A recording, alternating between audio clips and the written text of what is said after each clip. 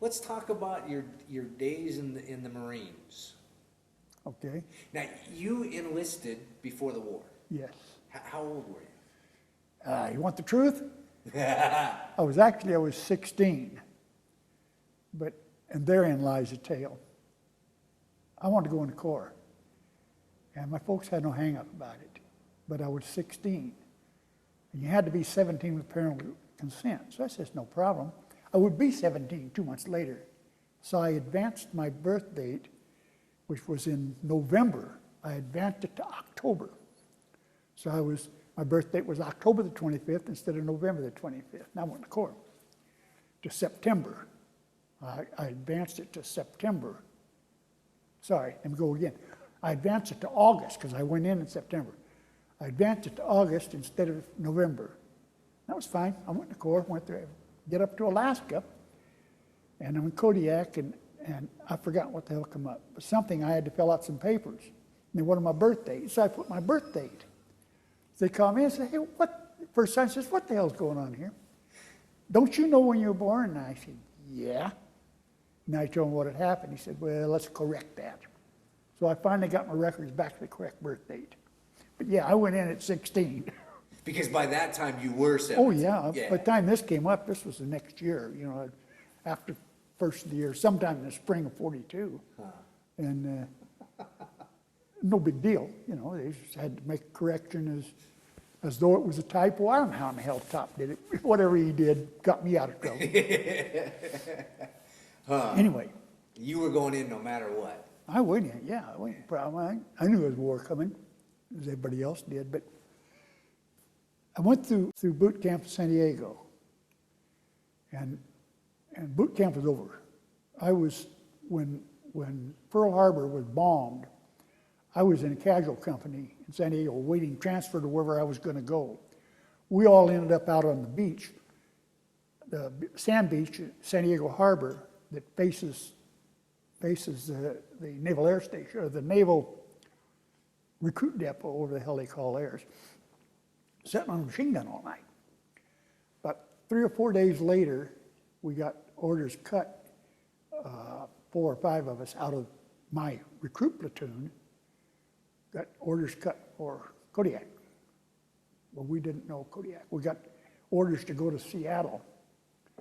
So we go up there by train, and we're at Seattle, at the Marine Barracks in Seattle, and then orders come through to go to Kodiak, Alaska.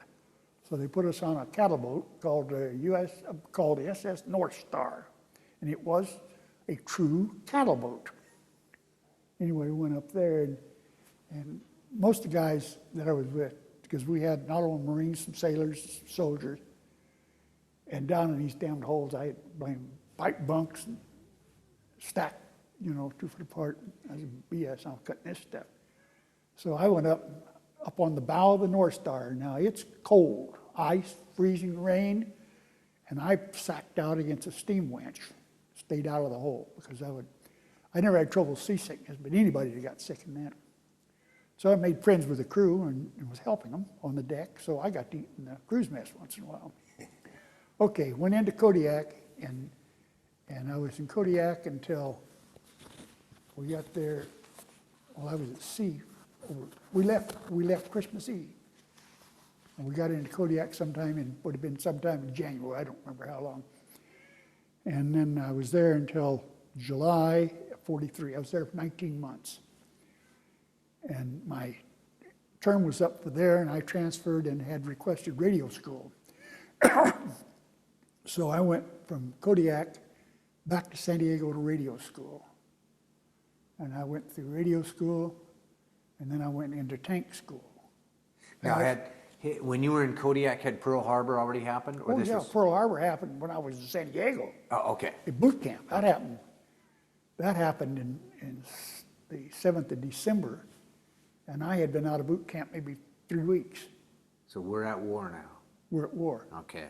I went up to Kodiak, and then when I come back, I went to radio school in San Diego, and from radio school, I went out to a place called Jack's Farm, which was a tank training outfit out of San Diego, out toward toward Camp Elliott out in the boonies. And the purpose of the tank farm was because I was a radio operator, going to go into tanks, and so they figured I ought to learn how to drive them. So I went through tank school and then went into the I don't know how this come up, but I went from there when I was to be transferred into a line outfit. The 5th Marine Division was forming at Camp Pendleton. So I went into the 5th Division and went into, assigned to Weapons Company, 27th Regiment. And I stayed there actually in Pendleton through all of our training until we headed for Hawaii. And I can't remember when the hell that was. I went over there, I'd have been there in July, so it'd have been early 44 probably, January, February of 44. My brother was in the 5th Division, 28th Marines, also there. So he and I was rooming together in San Diego when we could get away, which was whatever we wanted to do. Okay, from there we went to Hawaii, Camp Kamuela. Went to Kamuela, Hawaii for training, which was called Camp Tarawa.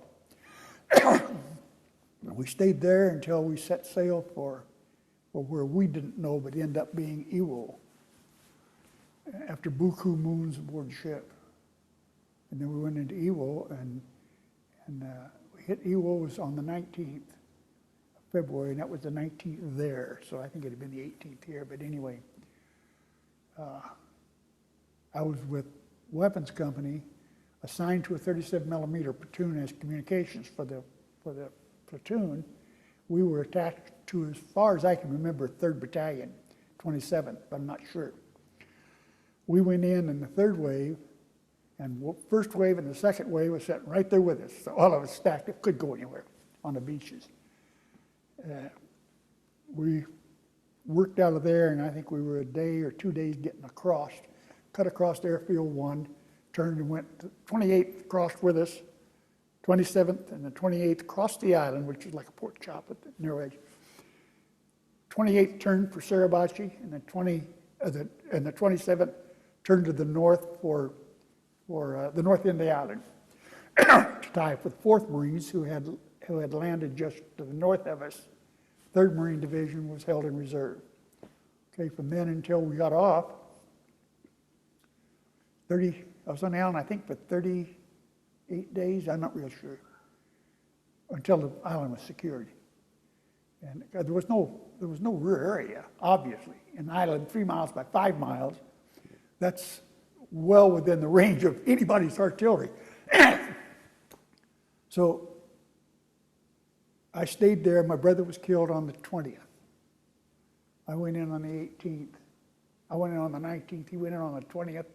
He was killed on the 20th. He was also a radio operator, and he was killed in the division, or in the regimental headquarters. Now let me ask 2 questions. Yeah. You were how old now?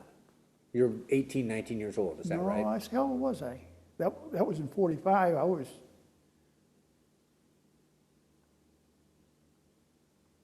I had turned 20 the previous November. I was born in 24. So you're still a pretty young kid.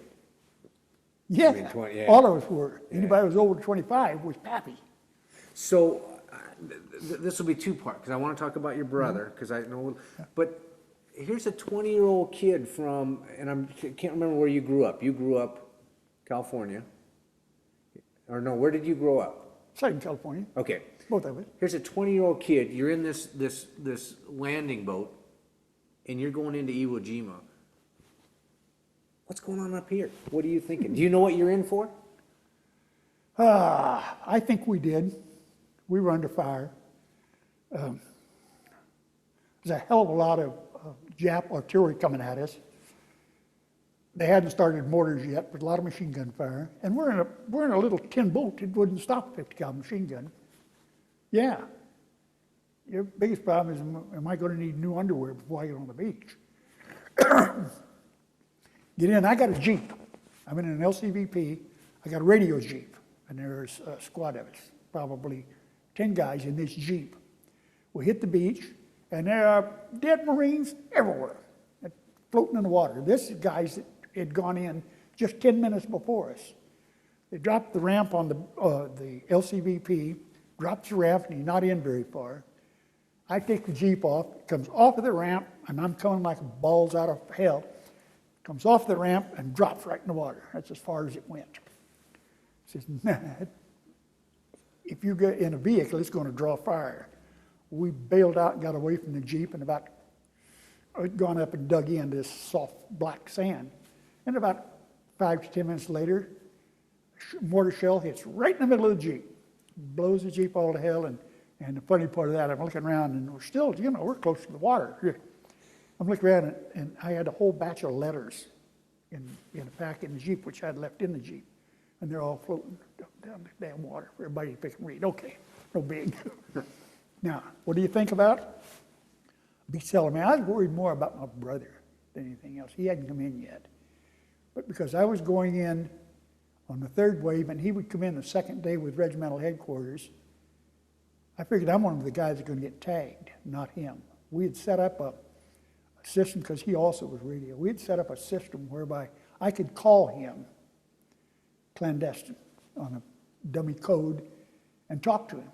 No talk, just are you there, are you okay? And I was never able to raise him. He got hit too soon after he got on the beach. They had gone up to the center, because we had, the 28th come in, and by the time regimental headquarters got in, they had moved up to the center of the island. That's where they set up the CP. And he picked up a mortar in the CP. So first I knew about it was the next day, I guess it was the next day, when a runner from the 28th, because they knew my brother and I were together, and it was all the time, they sent a runner from the regimental headquarters of the 28th, to the 27th to find out where I was. From the 27th, of course, they knew I was a weapons company. Come down to get a runner to get me in. I went up to the 28th and told him my brother was killed. A fellow named Don Hansen, I think his picture's in there. He went with me. And I really don't know. I think that at the time of that, I guess the big thing was, how do I tell Mom? My baby brother, a month and a day younger than me. But he was also the youngest in the family. How do I tell her that I didn't take care of him? Which is bullshit. I couldn't know way I could take care of him, but these things go through your head. And from then on, we just stayed with it until they pulled us back and we got the hell out of there. Now, you said you had a code? Yeah, I don't remember what the call sign was, but I was going to, because I knew where he would be, regimental headquarters, and I knew what the frequencies were. I'm going to come up on his frequency and break in with whatever the hell call sign we made up. Then we would switch from there to a frequency that was on mine, no channel, and I don't remember what we'd set up. We'd set up some of the channel. He would switch to that channel, I would switch to that channel, and we'd say, hey, how's it going? But it never worked out because he didn't get a chance to. Yeah. I tried. I'd keep trying, but I could never raise him. So did you live in constant, did you ever think you were going to get it? Or did you put that out of your mind? I don't really know. I never worried about it. I figured that somebody's going to get tagged, it would be me, because I'm going in first. And he's regimental headquarters. So normally you say, okay, the regiment's going to be, they were. For the first day, they're back on the ship. So you say, hey, there's going to be 2 guys going to be out here, and one of them's going to be back a ways, and the other guy's going to be in the front. Who would you think going to get clobbered? I figured, okay, I never figured I was going to get killed, but I figured I was going to get tagged. It didn't happen. I got tagged, but not hurt bad. I got hit twice from mortar fragments. One of these little knee mortars went off in the soft sand right behind me, knocked me flat on my butt, punched a hole in my leg, threw a gas mask, as a matter of fact. And then a few hours later, I got another one that went off behind, and the piece of frag hit my canteen.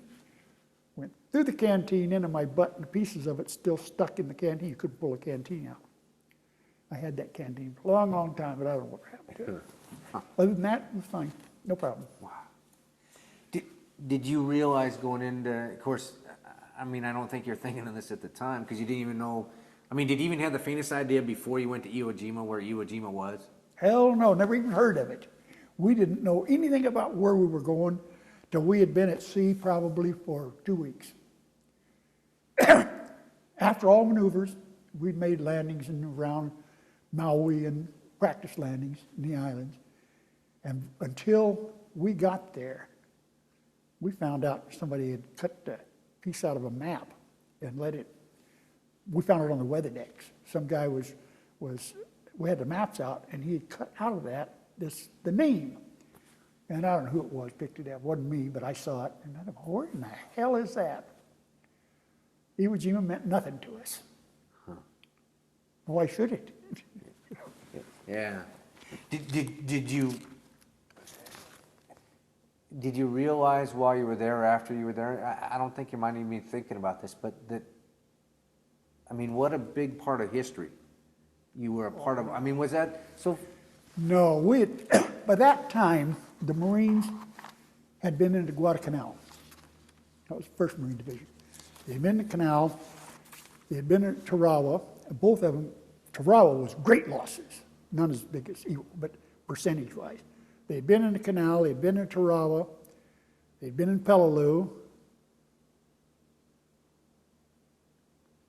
After Iwo, they went to Saipan, Dinian, and then to Okinawa. So we didn't, it wasn't anything, we didn't understand why. At the time here, we got 3 divisions of Marines going ashore for an island that's 3 by 5. So what the hell do we want this piece of shit for? At the cost us. Well, we didn't know, and later we found out somebody told us, or we read it, or President Roosevelt told us how great it was because we had done it. And what that was for was to get those airfields, get them up and running for Air Force, Air Corps bombers coming back and bombing run. And I guess we were still there when they started landing. So somebody says, hey, great deal, you know. You lost 5,000 Marines, but look, you saved 3 different air crews from a B-17 in the first 48 hours it was open. That's a big deal. Huh. Wow. Well, there was a strategic purpose in it. We were a nice country because that island could have been taken with no problem waiting 3 days and dropping a little gas on it. You know. But we believed the Geneva Convention, and the United States didn't do that. I'm glad they didn't. But anyway. What was it? So you were there 30-some days, 30-plus days. I think it's 37 days, but I couldn't say for sure. So what's now you've come off on this Jeep. You get out of the Jeep. You're running like to save your life. But what's it? You're not running to save your life. You don't. If you get up, you haven't any place to run. Obviously, you can't go back. The water's there. Besides that, the Navy took the boats away. The only place you can go is go forward, but you don't run.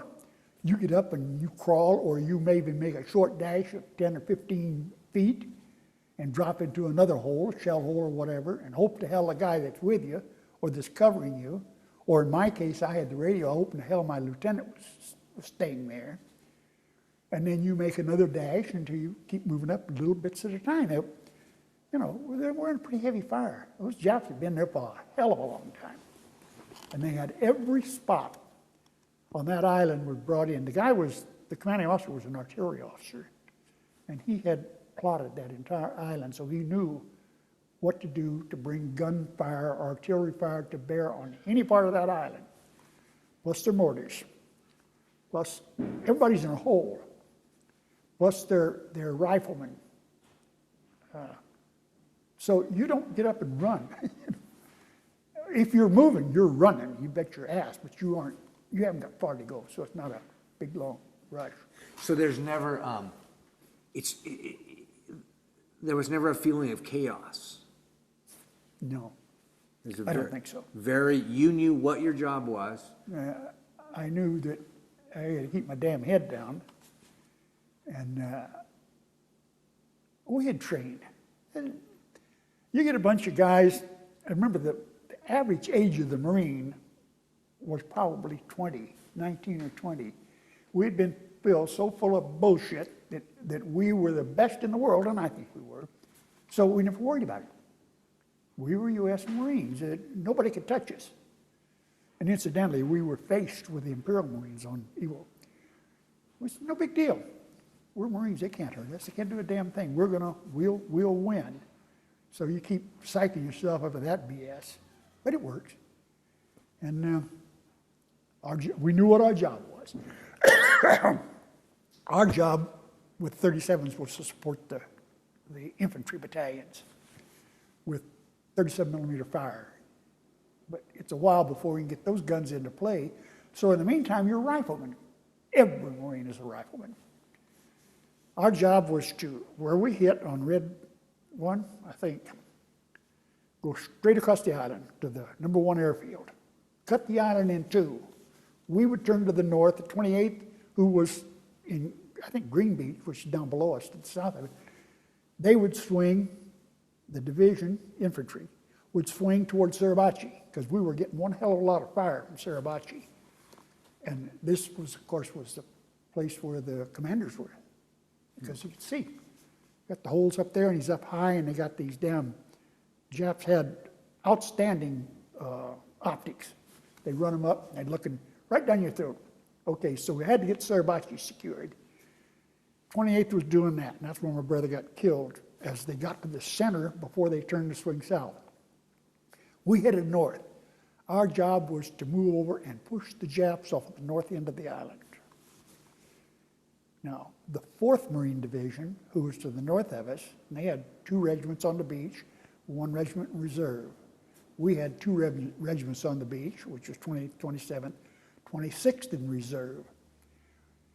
And then the 3rd Marine Division was in reserve.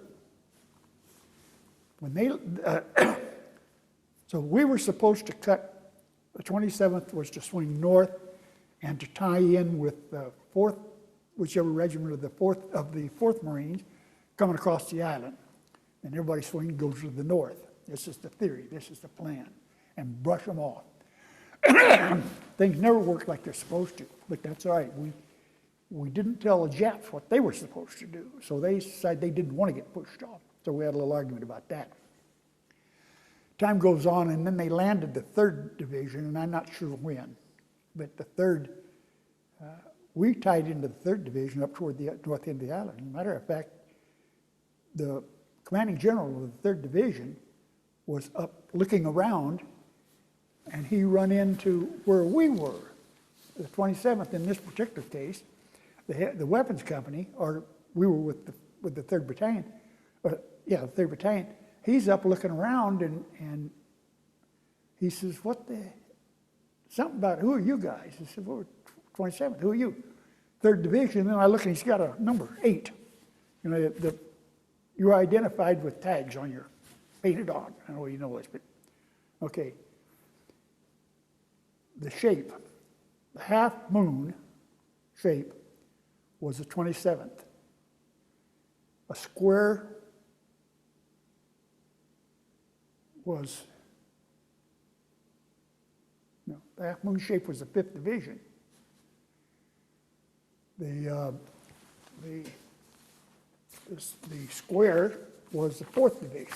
The triangle was the 3rd Division. Okay, look if this guy's got a triangle painted on his dungarees, and whatever numbers, starting with an 8.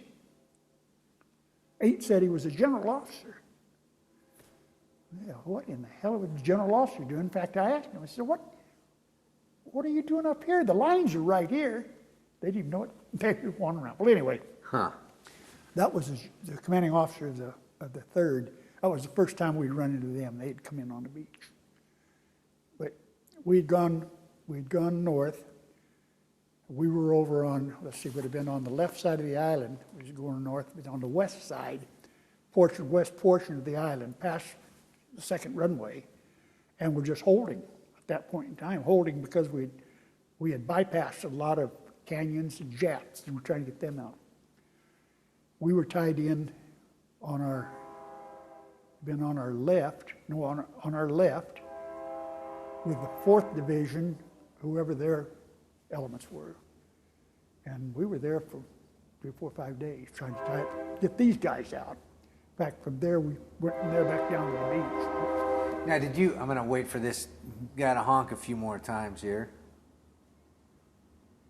Of course, now he's not going to. You can edit this, can't you? Yeah, I'm cutting a lot of it out. It's just, I don't want to miss a good part because of a train whistle going in there.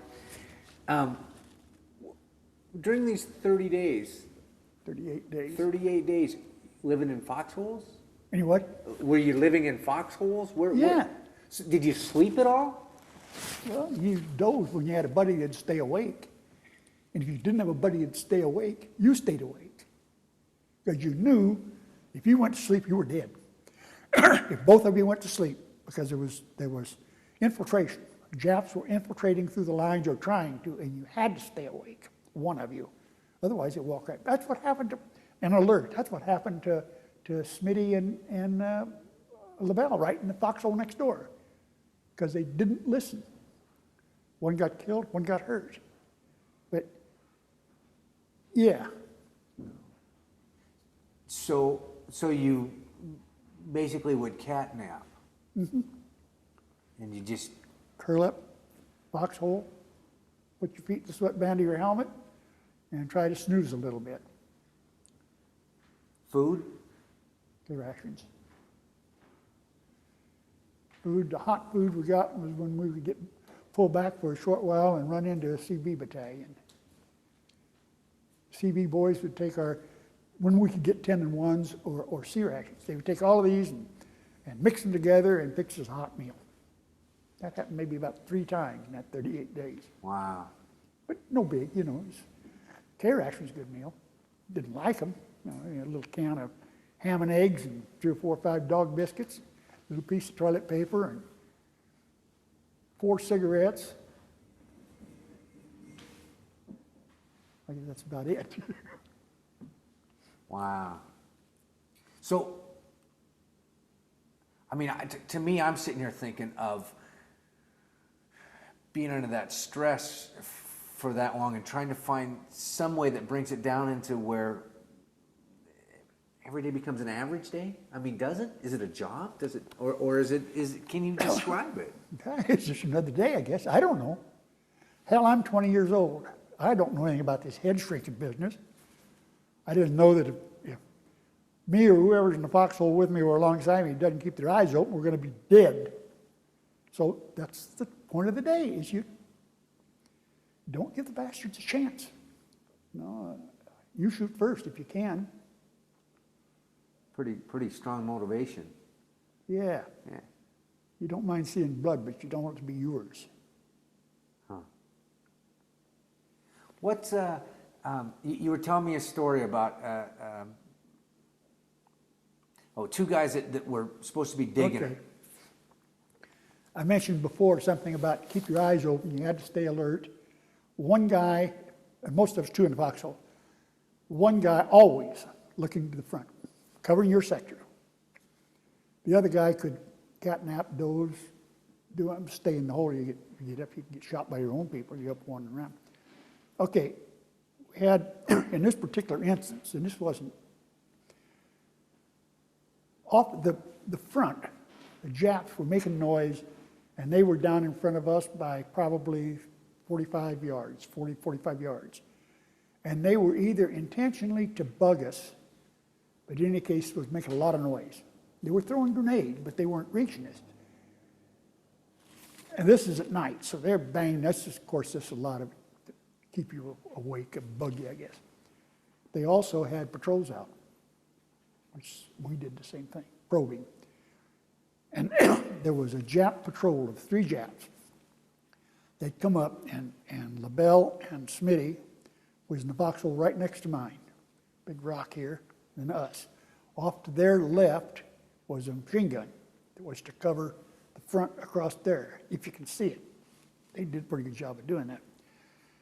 These 3 Japs, probing lines, got up and walked past on that rock, right up to LaBelle and Smitty's foxhole. Both these guys were digging. both these guys were digging deeper, digging in. And I had seen them doing it earlier, and I said, you guys, dig as deep as you want to, but only one at a time. Dig. Because you have to turn your back, really, because you're digging out here. Put the dirt in front of you to build up the bank. One at a time. The other one, keep your eyes forward. And they were kids. They didn't work for me, but they were kids, and I had been around for a while. So I kept telling them, okay, they forgot this. And things were quiet, so they're both down digging like hell. And the Japs sneaked through, around, dropped a hand grenade in the foxhole. And damn near tore LaBelle's head off. Killed him, the whole side of his head out. And filled Smitty with fragments all through the front of this grenade. The Japs then, after this, I guess they thought that was all that was facing them. They walked past his, which put them right between his foxhole, LaBelle's, Smitty's foxhole, and mine. Pigs on the side of me, and he couldn't do anything. And I was shitless, but what do? I stood up with a rifle and I started shooting. As soon as I got the rifle up, to probably waist high, I'm starting to shoot. And they're close, close as me to you. And I went across, and the first guy got him in the guts, I guess. He went down, moved over to the second one, because the three were in a line. No, the second one, I shot, and he went down. By that time, I've got the rifle up to my shoulder, and I got the other guy square between the horns, right in the O-ring. They went down. As I said before, when they fell into at least one of them fell into Smitty's foxhole. He's hit, hurt, and he's trying to push this dead Jap off of him. In the meantime, I'm still standing up. Now I've got the rifle back down. I'm looking around for what else going on, and I see this Jap move. I said, I didn't get him. Open fire again. Well, that time I got Smitty. No big deal. Through the arm, high fleshy part of the arm. He was hurting so damn bad from the frag. You didn't notice that, but he did say, "God damn Harwell, knock it off, you're shooting me." So it's okay, I get back, and then because he's hurt, I went over to the foxhole and looked to help him. And they're, 10, 15, 20 feet away. And I could see no help for LaBelle. His whole side of his face was blown away. But we got Smitty out, Smith, W.R. Smith, got him out and over to our foxhole to care for him for the night. And this was probably like 3, 4 o'clock in the morning. I don't know for sure. But we couldn't move, at night we couldn't move him out of our foxhole over, at least at that time, which was, we were against a little bit of an embankment. Over this embankment on the other side was our platoon CP, command post. They were definitely from the Japs. We were not. We were on the facing side. So we kept Smitty in the foxhole with us for 2, 3, 4 hours trying to calm him down, which we did.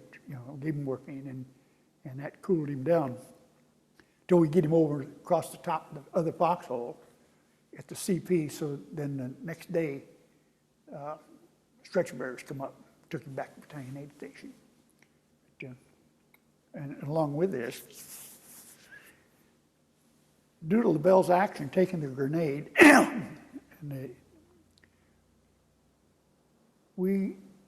Big and myself and Decker, and LaBelle was a young kid, 18 years old, had a widowed mother.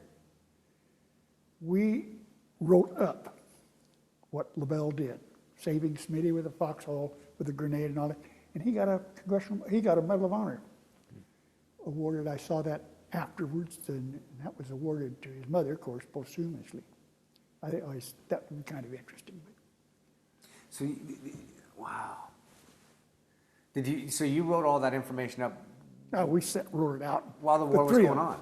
Huh? While you're still at Iwo. Well, the next day, I suppose, or the day after, but while we're still all right in the foxhole, right together, and things had calmed down. Now, I guess that was probably 2 days later, because we'd brought tanks up and cleared out that mess in front of us that was stopping us from going. And then there was a break, where you could stand up and walk around a bit. But I mean, and that's when we wrote it out. Yeah, but I mean, I told it. I don't remember. Yeah, but I mean, the war's still going on around. Oh hell yeah, the war's still going on. We're still on Iwo. Could you get mail? Did you have any contact with? Oh, yeah, I was trying to figure out how we got it. Or when we got it. I think probably, I can't remember whether we got any or not. Huh. I was going to say, I would imagine things were, I can't remember whether we ever got any or whether we sent any. Because there was no way to get it up to us. We were interested, whenever they had troops coming up, supply coming up, we wanted ammunition and food.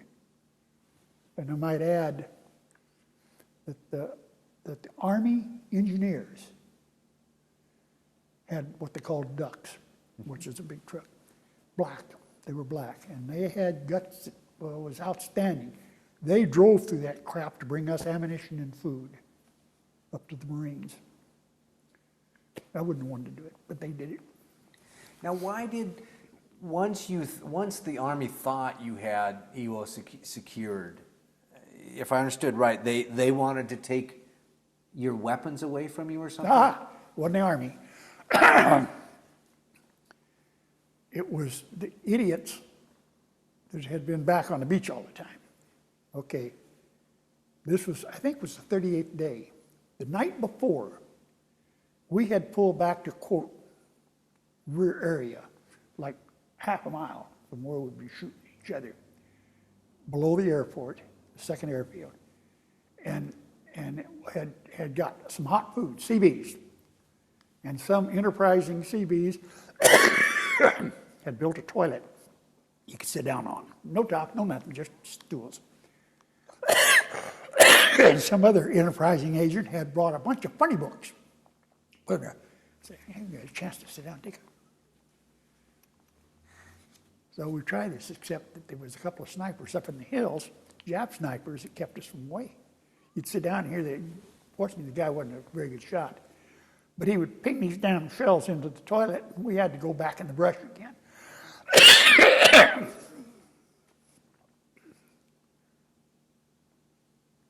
Okay, that night, and I think this was the 37th day, whatever, the last push from the Japs, a banzai type thing from the Japs, they were liquored up, and probably 200 of them come out of their holes, very few weapons, if any, except sabers, samurai swords.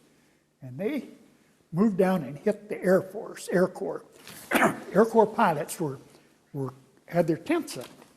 This is how calm it was where they were. Tents up alongside the runway. The Japs came through, cut into the tents, and were really butchering the hell out of the Air Corps, who had at the best pistols, if anything, but not smart enough to roll out of the way or whatever, so a lot of them got killed. They started raising hell, and the Marine outfit that was still fully contained, fully armed, as a unit was an outfit of the 5th Marines, engineers. They went up, and of course they got around these Japs and just annihilated all of them, killed every damn one of them. The next day, we had gone down that day that happened. We get down there, and so the guy tells us it's the rear area. You have to turn in your ammunition. I said, are you some kind of a nut? We're still here in sniper fire. And you're wanting us to give up our ammo? Forget it. We wouldn't do it. No, of course, we always kept our weapons. Marines had weapons. Their own personal weapons they always had. We would not give up our ammunition. Neither did the 5th Marines. They had been in, the engineer, they'd have been in deep yogurt. Air Corps would have been in deep yogurt. But I don't know who passed that order. The Army took it over. The Army was on the beach, but they weren't telling the Marines what to do. No chance would they tell us. But it came down through probably some second lieutenant who had just got on the beach, and he's going to tell these troops, we went through second lieutenants and first lieutenants like it was no tomorrow, and tell us guys that, okay, give up your ammunition, turn in your ammunition. I said, come on, man. Because we were still carrying, we had the M1s, we had 80 rounds around our belt, in our belt, ammo belt, and most of us carrying 2 bandoliers, because you don't know when you're going to get more of it. BARs are running around with bandoliers and BAR ammunition. I had a pistol. I had an Nambu to start with, and then I traded that off. But I had a 45. I had ammo for that. And we kept it. Said, nope, we'll give you ammunition. We step on that damn LCVP, go back to the ship, which we did. We kept it, and as we went aboard this landing craft that was going to take us back to the ship, we handed these guys part of our ammunition. We give them spare bandoliers, but we always kept some around, just in case that ship had to go back to the beach again. No chance. And we got back on the beach and headed back for Hawaii. Huh. Wow. Now you also went to Seibo, Japan, is that right? Sasebo. Sasebo? Yeah. And this was after? No, the war was over. We were combat loaded. Well, this means that we're ready to go on the beach. And our program is that we, the 5th Marine Division, was to hit Sasebo, southern Kyushu, the area on the beach. We set sail. The war was over while we were at sea, en route to Sasebo for a landing, for an attack.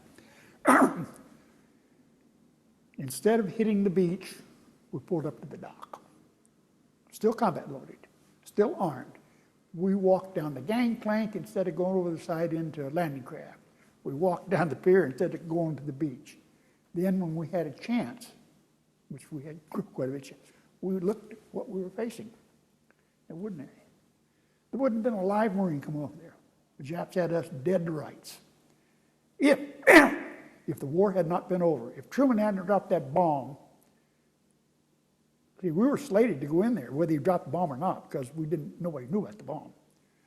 If he hadn't dropped that bomb, I have no idea how many Marines, but there would have been thousands and thousands, to say nothing of the Navy, who had got clobbered in their craft, and the Army, that was also making these landings all at the same time. There'd have been no. The Japs had had hundreds of years to build up those defenses.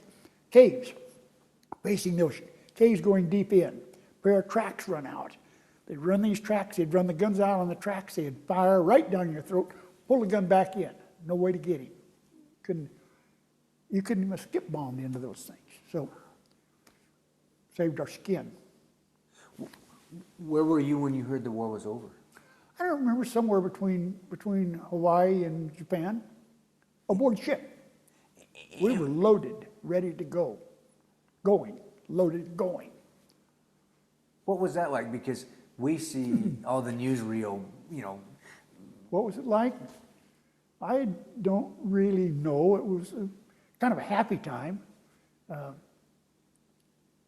Being aboard ship, we didn't have anything to drink except what maybe some guy squirrel like me had put in his pack or his gear. So you drank what you had, and main thing, you went on deck and lit a cigarette, which you could not do. You couldn't smoke at night. You couldn't throw anything over the side, for obviously reasons. When the war was over, it was all over with, we could smoke on deck, the Navy could dump their trash. It's just a whole new world. It's interesting, the things that become big. Now, so why couldn't you throw anything overboard? Because that might... If you throw trash over the side, garbage or anything else, it stays there. And there's a trail, a ship's going along, a big trail, and here's garbage. A sub comes up, crank up his battery, and looks, and here's that garbage, goes back down, periscope above, and he starts following the trail of garbage. Next thing you do is you got a torpedo up your smokestack. So that's his line. Good reason, very good reason. So you could go up and you could have a cigarette on deck? You could have a cigarette in the evening on deck, lights come on the ship, all kinds of things that we went from a war standing to a peace standing, all at once. Okay. People on the beach went over and pulled their shades open, turned all the lights on, which I wasn't in the States, but that's what they tell me you couldn't, and that you blackout curtains and all that sort of stuff. Forget it. All at once. Let me get that door just a second here. Stuff that... Well, the only way you would have had it was people like Ernie Pyle and your combat correspondents. And not too many of those were too good, because Pyle, of course, being an exception, most of them wanted to stay back and talk to the officers back in the old club. They weren't really interested in getting out and getting their butt shot off. So you didn't, and nobody, the war was over, nobody gave a damn. At that time, said, let's just forget it. There was quite a number of books have been written, but they're written from a different point of view, not the common person? Tom Clancy is a writer today. He writes books that are pretty much down to earth, you know. In some of his books that are biography or fact, not fiction, he does get down into but he's still writing, for the most part, writing from the higher levels. His fiction books, which are most of them based on fact, they get right down to the nitty gritty. But, you know, it just don't work that way. Well, you talked about one thing. You talked about the ships, there was no liquor except for what somebody snuck on or something like that. Never in a Navy vessel. No booze on a Navy vessel, with the exception of medicinal alcohol, which is generally is whiskey, and that is held by the doctors, pharmacy. There's no, U.S. Navy does not permit alcoholic beverages aboard ship. Every Navy vessel that I've ever been on or close to had alcohol aboard ship. But the Navy says no. So we knew this. When we left Hawaii, we picked up booze and hit it. Nobody shook you down. So you had booze in your pack. You just had to be damn careful not to let it smell on your breath, or not to get stomped or stupid and get into trouble, because then you were in real trouble. But yeah, we had booze, but not supposed to have. So you kind of snuck it on and in the middle of the night, or coming in off, if you happen to have been out of deck watch, come down, you're colder than hell. Yeah, it takes you out of it. No big deal. What about you know, again, the perception for some of us youngers is you know, Bob Hope and out entertaining the troops and USO shows. Now, you were out fighting a war. Did you ever? Well, Bob Hope shows, he did have shows, never ones where I was that I can remember. But Bob Hope was probably the number one comedian, entertainer in the eyes of the military, definitely in the eyes of the Marines, because he was into Okinawa, he was into Guadalcanal, he was into Saipan, and things were still pretty smoky when he was there. He was Bob Hope among all of them. Many of them crowns of the USO shows. Now, this probably, you may want to take this out. The biggest problem with USO shows, that they were a bunch of entertainers, actresses to be, they would like to be. They would come out to, quote, entertain the troops. They'd put on a short program, a song and dance thing. Then they were gone. They went to the O Club. They never had anything to do with the enlisted man. They went to the O Club, and as far as we were concerned, they were bed partners for the officers. Whether they were or not, I don't know. But they always went to the O Club. You saw some pictures in there that I had in Alaska where we had some, I can't remember that gal's name. But anyway, this was a case in point. She's there and takes the pictures with the troop. In fact, one of our guys, a Sergeant Kilgore, was taking the pictures. She takes all these pictures, and then she has a song and dance act or something that takes 30 minutes. And she's gone. She went up to our colonel, Colonel Martyr, who was provost marshal. He had, his quarters were pretty much the Marines Officers Club. She went up there. We never saw her again. She entertained the officers, not the men. And so we said, hey, come on, you know. When you get some guy that entertains the troops, not because it's going to do them any good, but because they can do somebody else some good. It's entirely different from these wannabe actresses primarily actresses, that would go out on a USO tour to get their name known. Free publicity. And there was a lot of them, but basically that was the differences in them, and I'd seen this difference. And so when you look at this blonde and against Bob Hope's shows, there's no comparison. Huh. Now, when you look in retrospect, your time in the service as a part of your full life was a very short time. 5 years, almost 5 years. But yet, and I'm making an assumption here from other vets that I've talked to, you made some very unique friendships. From what? Some very unique friendships. Yeah, I did, but I didn't keep up too much after the war was over. We scattered pretty well. Some of the best friendships I made, they didn't survive. One of them, a fellow named Dale Brazelton from Reading. His father was president of the bank there. Dale had 2 years college, but I'm not sure where, Cal State, whatever. I met Dale in Alaska, in Kodiak. We became very good friends. And we stayed in touch until Dale, he went to the 6th Marines, where he was from time in Alaska, but he went to the 6th Marine Division and was killed in Okinawa.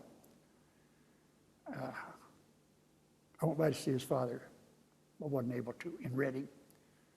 So there was another guy, a fellow named Abernathy, we called him Spike. He lived in Chicago.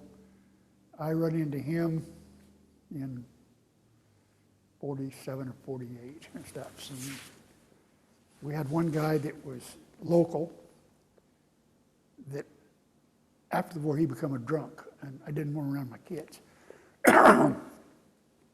But friendships, yeah, but there wasn't enough of us really, and we were spread so wide that, okay, Kilgore, he was down at the desert, out of Coachella, and a fellow named Chapelier, both of them, both Marines, both had seen them in Alaska, they were down on the desert.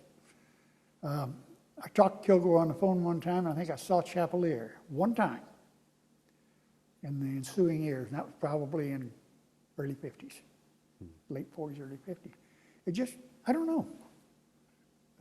I know that a lot of the guys developed buddies, the buddy system that was last my lifetime. But I didn't. I don't know whether any of my comrades did or not. They have all these reunions. I've never been to one, but I never went to a high school reunion either. So I don't really know. So when you were done, were you done? I mean, the war was over, and The war was over, and no, I wasn't really done. I went. I was working in San Jacinto, and they formed the National Guard unit. And a fellow named Robinson, Ted Robinson, who was commanding officer of the National Guard unit, I knew him. He said, "Hey, we need to get a cadre here to train these guys. We've got a bunch of kids. We need to train them." So he got about 5 or 6 of us. I was the only Marine that had combat experience to join the National Guard, which I did. With the proviso, if mobilized, we're discharged. We've served our time. We don't want to go overseas, but we'll help you train. And it's worked out. A couple of the guys stayed in and went. George, 2 fellows named George, one was lieutenant, one was a first sergeant. They stayed in by choice. I got out just before they went to Korea. But I figured, okay, I learned something. If I can keep these kids from getting themselves killed, it's worth it. So I joined the National Guard, but I was, when the war started, I was discharged from the Guard, and I've never gone back, never looked back. do you think that, or would you like there to be a message from World War II for future generations? Yeah. Anybody that thinks that this is the war to end all wars has got rocks in their head.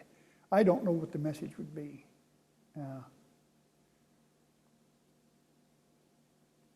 I I don't have any real thoughtful philosophy to impart to anybody. We've always had wars. I'm afraid we're always going to have them. Hopefully they won't be major worldwide conflicts.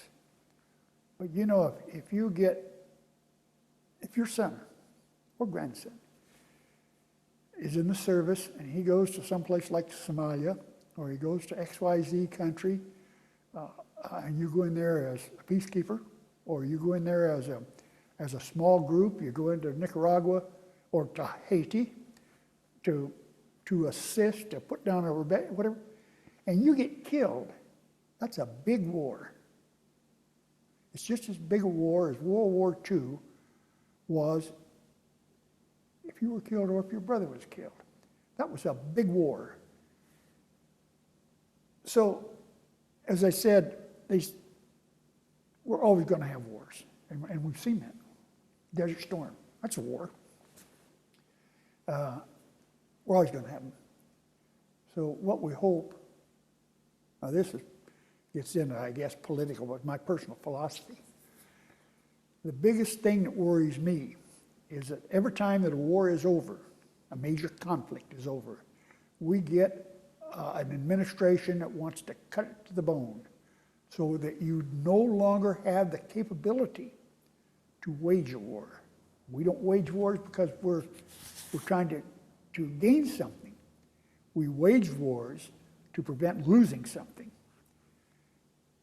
And they always cut it back to zero. So that Reagan was an example. He built up what Carter had taken down. Now, Carter was a military man. He was a commander in the Navy, and he was nuclear trained. He was a submarine commander. He goes in as president, but again, whether this had anything to do with his born-again religion or whatever, but he cut the military right to the bloody bone. Reagan comes in, he starts building it up again. Or Navy, you cut the Navy down and where you can't man your ships. This is terrible. The American people don't want that. Of course, right along with, we also don't want our military to have to be on welfare either. So my philosophy is that if we maintain strong, not over strong, but strong, solid military, and solid military leaders, we aren't going to have to fight so damn many wars. But if we go down the hill, Russia, more my philosophy. Russia was a rather strong military organization, but their method of government, communism, was a poor way to maintain it. So they kept going down the hill in their military. They broke up the USSR, and all of these little groups went out, broke off. Chechen, for example. Chechen they're unhappy about something. So they start a war with Russia. And it's the paper today. You see, Russia is sending troops to Chechen. And look at these troops. They're 15, 16-year-old kids. No training, no nothing. They're going out. Now, that kid gets killed. That kid's mother. Chechen, the war in Chechen to prevent secession, is every bit as important as World War II was to that mother. Okay, my philosophy, don't let your military get down to where they are incapable of providing the necessary support for our Constitution. Okay? You talk about your freedoms, whatever, but they say freedom isn't free, we all know that. But if your administration lets the military go to hell in a handbasket, you're out in left field. You still have to respond, and you respond with 16-year-old kids that haven't neither the equipment nor the training. Then we're in trouble. Okay? So in other words, you're saying keep a military that's strong enough so we don't have to go to war. Exactly. Yeah. And I'm not saying that we have to have a wartime footing. I'm not saying that we have to have a military of 12 million people. We have to have enough of a military to adequately support the requirements that our nation has in the world. And the equipment, and the training, and in the event, and of course, pay these kids enough so they'll stay in. And in the event that we cannot do this with the volunteer forces, and I say, let's draft as necessary. Because we can't let it drop back down to zilch. Are you proud of your time in the... Absolutely, without a question. No question. I'm proud of everything that the military has done. Not just mine, but everybody else's. I was proud of the American people until Vietnam, at which time, and I have to take some blame for the Americans, ignoring the Vietnam veterans, abasing them. Because I belong to the American Legion, I belong to VFW. And neither one of us, neither groups, nobody, went down to the docks and says, hey, fellas, welcome home. You get some a-hole that is making all this noise, we should have thrown him over the goddamn side. Veterans could have done that, but we didn't. We let those boys come home. And I have son-in-laws, VFW, that's a Vietnam veteran. We let them come home, and they had done an outstanding job. Whether the war was right, wrong, or not has absolutely nothing to do with the fact that that kid was over there doing what he was told to do. He come home a hero. What did we do? Just as you were overdoing what Exactly. you had to do. But when we got home, we were heroes. I know. When you got done with World War II, did you leave with a hatred to those people, or were you fighting a war against a country, or Wait a minute. The hatred to which people? to the Japanese that were shooting against you? Yes. I had a high animosity because they killed my brother. I realized the guys were doing their jobs like we were doing ours. But I also had run across the Japs in combat that were fanatics, really fanatics. We were not fanatics. Of course, their idea is, and we were told this, the Japanese want to die for their emperor. I said, you're Marines, you help them. Okay. But my brother was killed. So I had animosity. I'm not sure it's not still there. That's 50 years ago. Example, off the record. My wife worked for a bank in California. It was Southern California First National Bank. It was bought by the Japs. They renamed it, we wanted to rename it Yankee Banky, but they wouldn't let them. But it became California First Bank. I had animosity toward those Japs that were running that bank. Young, most of them were young, much younger than I am. Never been in the service. But I couldn't help but push it over some animosities. And you know, I'm an old man. I'm 75 years old. I probably will die still feeling some animosity, which I shouldn't. There's no reason I should. Little kids, why should I have any animosity to them? Why should I sit back and say, yeah, but they're going to grow up into big Japs? That's dumb. Totally dumb. But you can't take your brain out and rinse it off. No. Well, like you said, There was a picture. There's a picture in there of the 5th Division cemetery. 4th Division had one too. 5th Division cemetery on Iwo Jima. And there was, I think it was 5,000 Marines in that cemetery. A bunch of them. My brother was one of them. I look at that picture, and then it's pretty hard for me to look at that picture and say, hey, the Japs are a bunch of nice people. Yet, when I was in Japan, occupation in Japan, we fed the Jap kids. We took no crap from the adults.